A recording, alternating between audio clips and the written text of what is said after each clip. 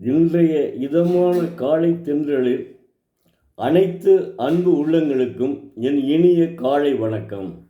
இன்று ஒரு குறள், அதிகாரம் 31, வெகுளாமை. குறள் எண் 304. நகையும் உவகையும் சொல்லும் சினத்தின் பகையும் உளவோ பிற.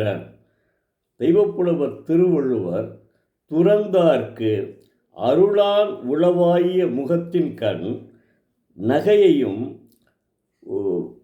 மனத்தின் கண் உவகையையும் கொண்டெழுகின்ற சினமே அல்லாது அதனின் பிறவாய பகைகளும் உளவோ என்கிறார். ஒருவன் சினம் கொள்கின்ற போது அவனுடைய முகமே மாறுபடுகிறது. அவன் சினம் கொள்ளும்போது முகம் மலர்ச்சி இல்லாமல் போகிறது. அதேபோல உள்ளமும் மகிழ்ச்சி இல்லாமல் போகிறது. நாம் ஏன் சினம் கொள்ள வேண்டும், கோபப்பட வேண்டும்? சினம் என்றால் கோபப்பட வேண்டும். அதாவது வெகுளாமை என்றால் கோபப்படாமை. அது ஏற்கனவே அவர் என்ன சொல்லியிருக்காருன்னா, அதாவது ஏற்கனவே ஒரு அழுக்காறு அவா வெகுளி, வெகுளினா கோபம், அழுக்காறு அவா வெகுளி இன்னாச்சொல் நான்கும் இழுக்கா இயன்றது அறம் என்கிறார். ஏற்கனவே அவர் சொல்லியிருக்காருங்க. அதை மறுபடியும் தனியாகவே ஒரு அதிகாரத்தை படைத்துள்ளார். கோபம் மனிதனை என்னன்னாலும் செய்யுங்க. இன்னைக்கு செய்தித்தாள்களில் பார்க்குறோம், மறந்துட்டாங்க. மக்கள் இந்த குறள்களை படிப்பதற்கு மறந்து விட்டார்கள், அவ்வளவுதான். திருக்குறளை பற்றி என்னன்னே தெரியாது. தயவு செய்து மாணவ செல்வங்கள் தினமும் ஒரு திருக்குறள் படியுங்கள், அதன்படி தங்களுடைய வாழ்க்கையை கடைப்பிடியுங்கள். நிச்சயம் நீங்கள் நன்றாக வாழ்வீர்கள். அதில் மாற்றமே கிடையாது.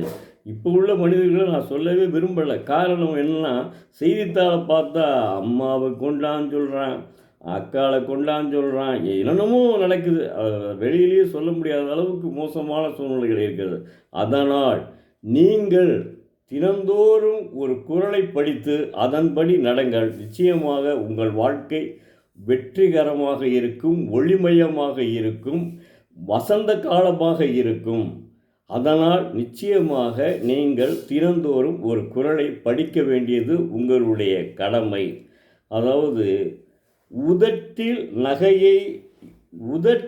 நகையையும் உள்ளத்தில் உவகையையும் இல்லாமல் செய்யும் சினத்தை காட்டிலும் பகையானது வேறு உண்டோ?